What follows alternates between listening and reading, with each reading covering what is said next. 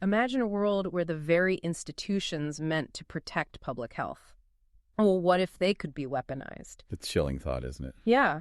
And what if a deadly virus wasn't just a natural thing, but meticulously planned for profit?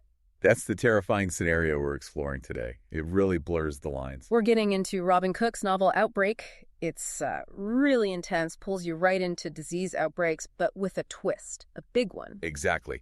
Our mission here is to unpack the layers of this global health crisis that is absolutely not what it seems on the surface. We want to draw out the surprising facts, the ethical questions raised in the book. Right, to give you, our listener, a kind of shortcut to being well-informed on this gripping story. And just before we jump in, remember, we've got a companion resource for you. Oh, right. Our YouTube channel, Mindful Moments. It uses AI for book analysis, really gets you thinking. Mm-hmm. And this exploration of Outbreak fits right in, doesn't it? Fostering that critical look at complex information, spotting clues, deeper meanings. Absolutely, just like the protagonist has to. Okay, so let's rewind. Back to 1976. Czar, Africa, September. Yes. We meet John Nordyke, a Yale biology student, just 21. Right, and he and Dr. Lugasa find this serious, unknown disease. Spreading fast, too. Around the Umbuku Mission Hospital, hitting locals, staff, everyone. And things escalate. Oh, incredibly quickly. A week later, a Belgian nurse, airlifted to Kinshasa, she dies. Oh, wow. Yeah. And samples blood, liver, spleen, brain, they're rushed out to major labs. Where did they go? Antwerp, the CDC in Atlanta, and Portondown in England. Big names. And the stats. Horrifying. 294 known cases. Yeah. And the fatality rate, around 90%. 90%, just devastating. Truly. So this initial outbreak, which they identify as Ebola, they thought they contained it by November 76. That's what they believed. No new cases for weeks. Yeah. The quarantine lifted in December. But there's a catch, isn't there? A mystery. A big one. An international team, including Dr. Cyril Dubček from the CDC, they searched everywhere. Nothing. No clue about the original source, the reservoir of the virus. It just vanished. Which does make you wonder, what if some mysteries are left unsolved on purpose? A very chilling thought, especially considering what comes next. Okay, let's jump to present-day Los Angeles, a different kind of threat. Exactly. We meet Dr. Rudolf Richter. He's this distinguished ophthalmologist, co-founder of the Richter Clinic. And his clinic has a specific business model driven by his brother, William. Right, the business guy. Focus on profit, attract young, healthy, prepaid subscribers. That's where the money is. It sets a certain tone, doesn't it, about money and medicine? Definitely. How easily ethics can get blurry when profit's the main goal. Then Dr. Richter's life takes a sudden dark turn in a parking garage. Yeah, two men, very well dressed, approach him, polite even, ask for the time. Bam. Bam. Swift, brutal attack. They take his wallet, his watch, and his briefcase. And his first thought as a surgeon. His hands. Instantly worried about his hands. But the attack isn't the end of it. Not even close. The very next day he feels unwell. Thinks it's just shock, bad sleep. Exactly. But it isn't. His condition goes downhill. Fast. So is it just the aftermath of the mugging or something else? That's the question, isn't it? Something, maybe, intended? And this is where the CDC gets involved again. Yes. The crisis escalates, and they send Dr. Marissa Blumenthal from the Special Pathogens Branch in Atlanta. And she's keen on this kind of work, medical detective stuff. Oh, yeah. It's exactly what drew her to public health. She's ready for it. What's the situation she finds in L.A.? It's grim. Dr. Richter and his mistress, Helen Townsend, both critically ill, bleeding, kidney failure, classic hemorrhagic symptoms. What does Marissa propose? Immediate, strict quarantine, separating primary contacts, direct exposure from secondary ones. And she even thinks the press could help reach people who might have been exposed. So the L.A. outbreak gets contained, despite the awful fatality rate. Yes, contained eventually. But over 94% fatality, only 2 known survivors. And the Richter Clinic itself, pretty much destroyed by the event. A victim, too. But Marissa starts digging, right? What's the first big clue she finds? She notices something crucial. Dr. Richter's incubation period. He was in Africa 6 weeks before getting sick. Okay. But all the other cases, they got sick 2 to 5 days after exposure. The timing is way off. So his illness likely didn't come from that Africa trip. Exactly. It points to a new source, something local, right there in L.A. That's a huge shift. So where does she look next? She talks to Richter's wife, Anna, gets detailed notes. Very helpful. And finds a connection. A big one. Richter and another patient, Dr. Zabriskie, they both attended the same medical conference, San Diego, 6 weeks before they got sick. Okay, the plot thickens. It's not random. Definitely not. Okay. The connections are starting to look like coincidence and more like something else. But then things get worse again. Another outbreak. Yes, in Phoenix, 100 cases developing rapidly. And Marissa's detective work pays off again. Meticulously. Yeah. She finds the common link. Yeah. Almost everyone infected ate custard, hospital cafeteria, 4 days earlier. Wow. Custard. Yeah. And a control group, people who ate other things, Yep. perfectly healthy. It clearly points to the custard as the vector. This must be when she feels she needs to take bigger risks, right? Like Yeah. going into the high security lab. Absolutely. She's seeing a pattern that just doesn't fit a natural outbreak.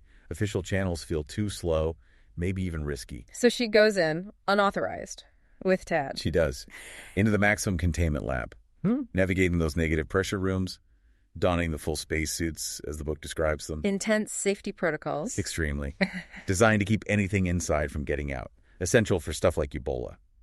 But going in like that, huge risk for her career. And it backfires professionally. It does. Dubček is furious. She gets suspended from the CDC. But the danger isn't just professional, is it? Something happens at her house. Something awful. Yeah. She's back in Atlanta at her rented place. An intruder breaks in. And her dog, Taffy. Yes, her Cocker Spaniel. Yeah. Found dead, neck broken. Oh, that's brutal. Really personalizes the threat. It really does. Raises the stakes incredibly high. And the only description they have of the attacker, a stiff arm. Which becomes important later. Very important. The intruder is eventually identified as Paul, an associate of Dr. Arnold Heberling. And Heberling. He also has a frozen left arm. So the attack wasn't random at all. It's connected. Directly connected to the conspiracy she's starting to uncover. They're trying to silence her. Now she's suspended, personally attacked, but the pieces are clicking, right?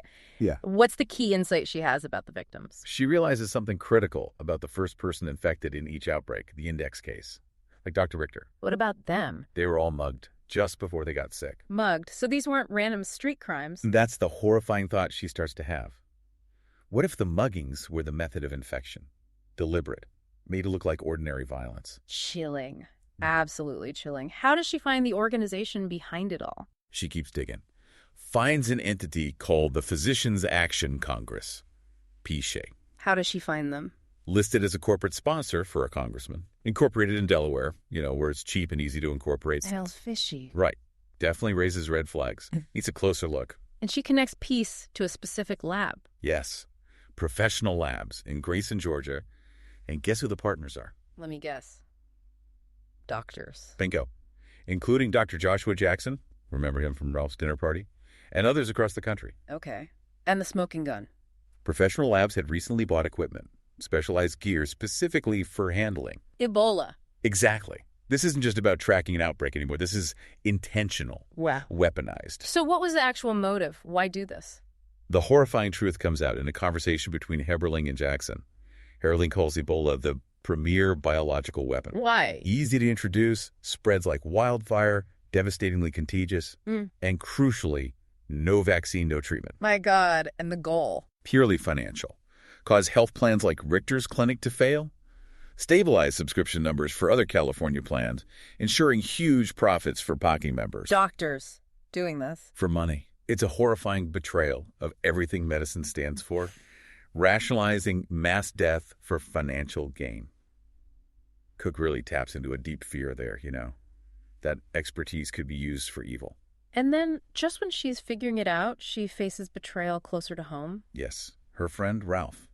She discovers he's working with Dr. Jackson, trying to keep her quiet, contained. He tries to slip her sedatives. No. But she's sharp. She plays along, pretends affection, manages to swipe his car keys, and just bolts. Wow. She knows her only real proof, the thing they can't deny, is that vaccination gun she hid back at the CDC lab. So she goes after the proof. But no, first she confronts some of the conspirators directly. Dr. Krause, Dr. Timon, both pocketing officers, partners in professional labs. That took guts. What did she say? Laid it all out. The lab connection, the equipment, the vaccination gun she knows exists. She basically tells them they're going down and they should cooperate before they lose everything for someone else's terrible decisions. A gamble, but a brave one. Absolutely. Trying to turn them, shake the conspiracy. And then finally, she goes for the gun. Back to the lab. Yes. Her desperate last-ditch effort.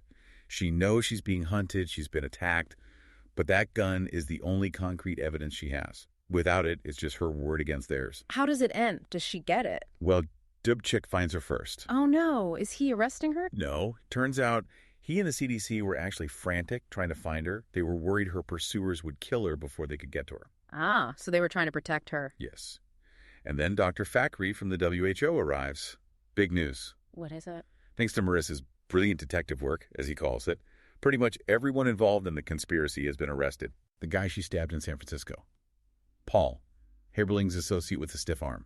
He talked as soon as he was out of surgery. Implicated Heberling. Wow.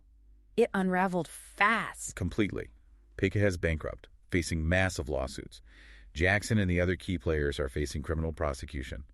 Justice prevails. And what about Marissa? What happens to her? She's offered full clearance for the maximum containment lab. Recognition for what she did. But she might not take it. She's considering going back to pediatrics. After all that? Yeah. Dr. Fakri calls it a potential loss to the field. And you can see why. But it highlights the personal cost, doesn't it? Choosing between that high-stakes world and maybe a quieter life. A really profound choice after everything she went through. So what does this all mean for you listening? I think what's really compelling is seeing the impact one person can have. Her persistence, her critical thinking, her sheer courage, uncovering this massive conspiracy. It really drives home the importance of questioning things, doesn't it? Even when it seems impossible, or when you're up against powerful people. Exactly. And Cook's story serves as a stark warning, too. How vulnerable public trust is when big money gets mixed with science in the wrong way. And how easily something horrific like a biological attack could be disguised as, well, as something else entirely, like random crime. Right. Operating in plain sight. This book is definitely a reminder that public health isn't always just about germs and viruses. Sometimes it's about human greed, human evil, hiding behind respectable masks. Makes you wonder what other hidden dangers might be out there, lurking in the systems we rely on every day. Well, we've certainly unpacked some shocking truths from this book today. The weaponized virus, the greed, the bravery. It's quite a story. If you found this discussion thought-provoking, please subscribe to our podcast wherever you happen to listen. Yeah, we'd appreciate that. And share this exploration, especially with anyone who loves a good medical thriller but also likes to think critically.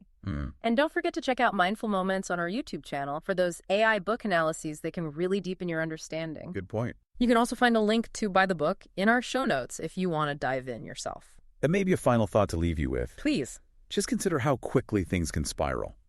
A contained outbreak, a scientific discovery. Cross one ethical line, misuse that knowledge, and suddenly you have a massive threat. It's a reminder that vigilance, not just against disease, but against the misuse of truth itself, that's maybe our most important safeguard.